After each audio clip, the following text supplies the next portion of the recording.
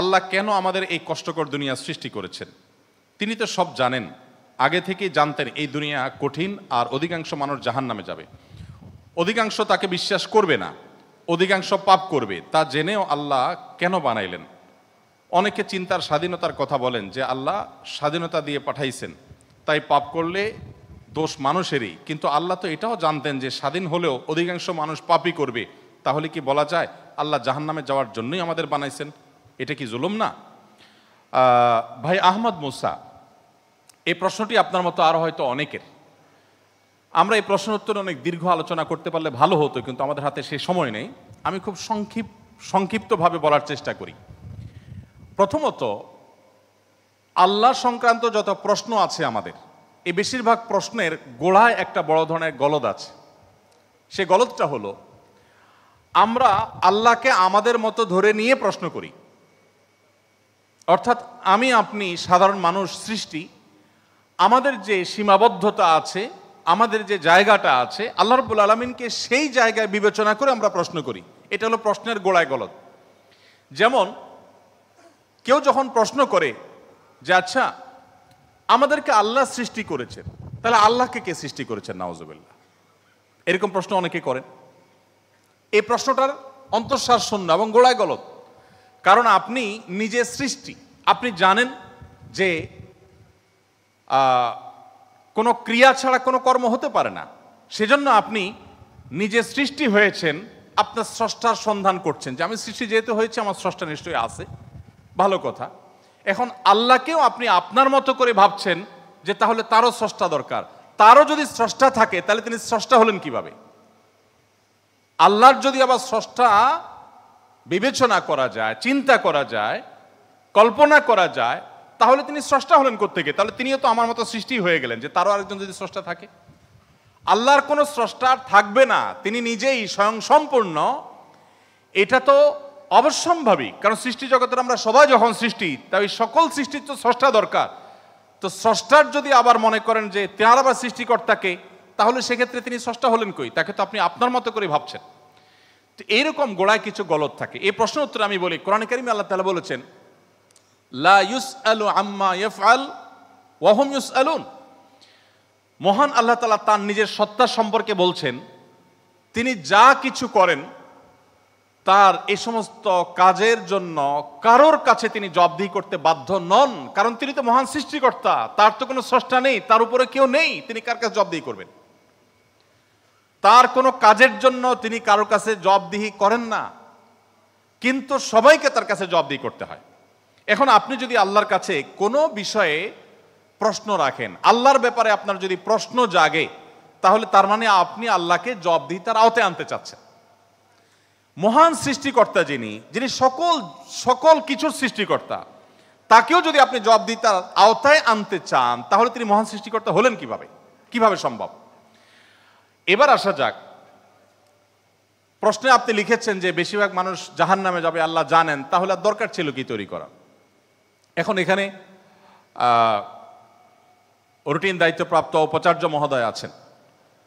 যদি বলা হয় কোনো শিক্ষা প্রতিষ্ঠানের প্রধানকে যে স্যার, আপনি জানতেন আমরা বেশিরভাগ ছাত্র পরীক্ষা ভালো করব না, আমরা আন্দোলন সংগ্রাম নিয়ে ব্যস্ত ছিলাম, পরীক্ষাটা ভালো হবে না, আপনি জানতেন স্যার, তারপর আপনি পরীক্ষাটা কেন দিলেন বলেন? কোন কথার উপরে ঠিক? পরীক্ষা দেওয়া হয়েছে কেন? এই জন্য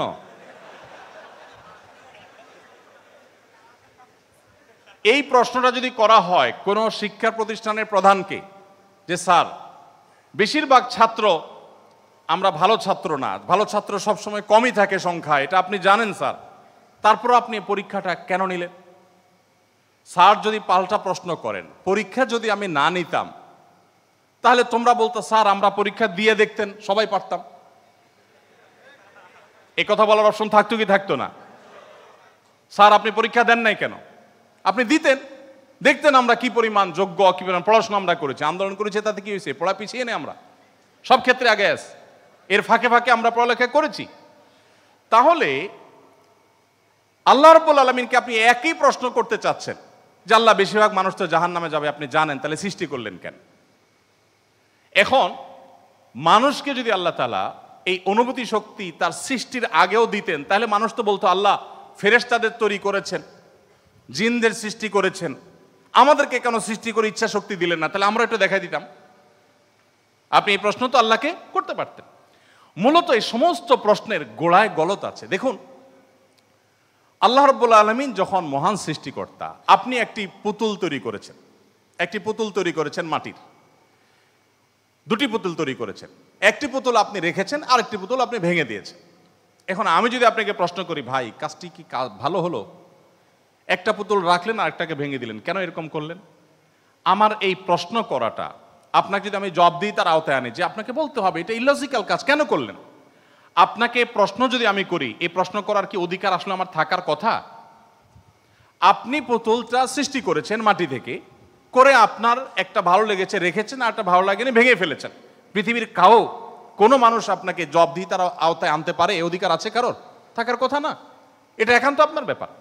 আল্লাহ রাব্বুল আলামিন যখন কিছু মানুষকে জান্নাতে দিবেন, কিছু মানুষকে জাহান্নামে দিবেন, জাহান্নামীদের সংখ্যা অনেক বেশি হবে, এই সংবাদ জানার পর আমার মধ্যে তো এই তাড়া কাজ করার কথা, যদি আমাকে জাহান্নামে যেতে হয় তাহলে আমার পরিণতি কি হবে? তাহলে আমি কিভাবে বাঁচতে পারি, কিভাবে রক্ষা পেতে পারি, কিভাবে আমি আল্লাহর কাছে আর্গুমেন্ট করতে পারি, কিভাবে প্রার্থনা করতে পারি, কিভাবে নিজেকে আমি সে শুদ্ধতার পথে রাখতে পারি? আমার তো সেই প্রচেষ্টা থাকবে। সেটা না করে আমি আল্লাহকে প্রশ্ন করছি, আল্লাহ কেন দিবেন জাহান্নামে, বলেন আগে। ব্যাপারটা কেমন হলো? আসলে আল্লাহ সম্পর্কে ধারণা না থাকার কারণে, বা আমাদের মতো করে আল্লাহকে ভাবনা চিন্তা করার কারণে, কল্পনা করার কারণে এই ধরনের প্রশ্ন আমাদের মনে আসে। যেহেতু আমাদের সামনে জান্নাত অথবা জাহান্নাম দুটি পথের একটি, অতএব একজন ইমানদার, একজন বুদ্ধিমান মানুষ, তিনি তার জান্নাতের পথকে সুগম করার চেষ্টা করবেন, জাহান্নাম থেকে বাঁচার চেষ্টা করবেন। তিনি আল্লাহকে প্রশ্ন ছুড়ে দিবেন না। আল্লাহকে প্রশ্ন ছুড়ে দিয়ে কি হবে বলেন? আমি আরেকটা উদাহরণ দেই। ধরুন, আপনি একজন মানুষ, আপনাকে বলেছে দরখাস্ত দিতে, তুমি আমার কাছে দরখাস্ত দাও। আপনি আপনার এলাকার জনপ্রতিনিধির কাছে কোনো একটা কাজ নিয়ে গিয়েছেন, এবং সাথে দরখাস্ত তো নিয়েছেন, সাথে সুপারিশ নিয়ে গেছেন, হাই হ্যালো নিয়ে গেছেন, কাউকে দিয়ে ফোন করিয়েছেন, নানাভাবে আপনি চেষ্টা করে আপনি গিয়েছেন। সেই ভদ্রলোকের অফিসে যাওয়ার পর আপনি অনেক চেষ্টা করেছেন, কাজটা হয়নি। এখন আপনি কিন্তু জানতেন যে আমি দরখাস্ত লেখার নিয়ম আছে সেই হিসাবে লিখেছি, আবার সুপারিশও করেছি, কিন্তু আসলে হবে সেটাই যেটা তিনি চাইবেন, তার এখতিয়ার আছে এটা পাশ করা বা না করা। এখন আপনি যদি যে তাকে বলেন, ভাই নেতা সাহেব, যেহেতু বিষয়টা সম্পূর্ণ আপনার ইচ্ছাধীন, আপনি দিবেন কি দিবেন না সম্পূর্ণ আপনার এখতিয়ার, আইনও সেভাবে, নিয়মও সেভাবে, সিস্টেমও সেটা, এখতিয়ার 100% আপনার অধীনে, আপনি চাইলে দিবেন, না দিলে নাই, তাহলে নাটক কেন করলেন? দরখাস্ত দেওয়ালেন কেন আমাকে দিয়ে? আমাকে কেন আসতে বললেন?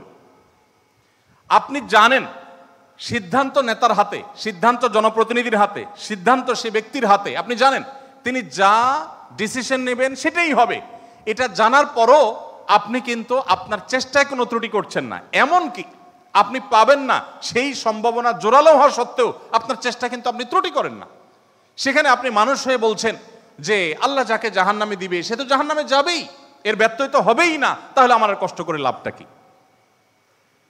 আরেকটি উদাহরণ মনে হয়েছে। এক ভদ্রলোক, তিনি একজন মুসলমানকে, একজন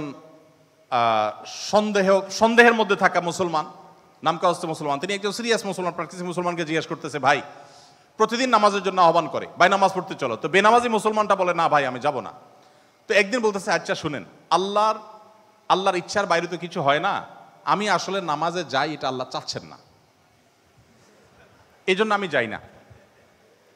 তো যেহেতু আল্লাহর ফয়সালা হয়ে গেছে আমি যেতে পারছি না, তার মানে আল্লাহ আমাকে যাওয়ার তৌফিক দেন না, সেজন্য যাচ্ছি না, তাহলে আপনি অযথা চেষ্টা করে লাভ নাই, কেন আমাকে প্রতিদিন ডাকেন, কোনো দরকার নেই।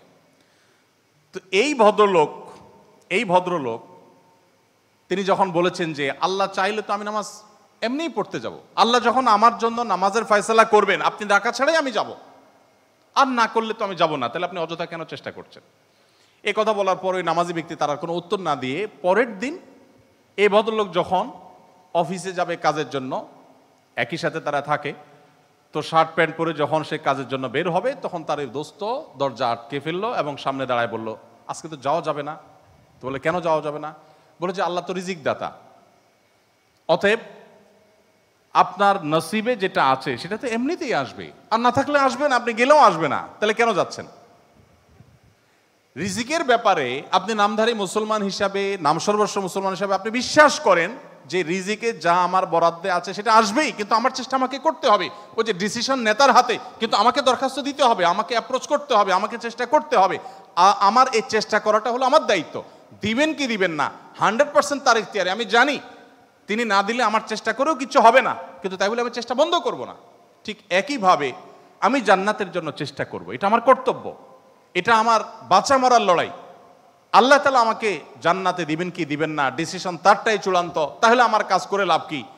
এই প্রশ্ন একেবারেই অবান্তর, একেবারেই অযৌক্তিক, কারণ পার্থিব জীবনে অন্য কোনো ক্ষেত্রে আমরা এটাকে অ্যাপ্লাই করি না।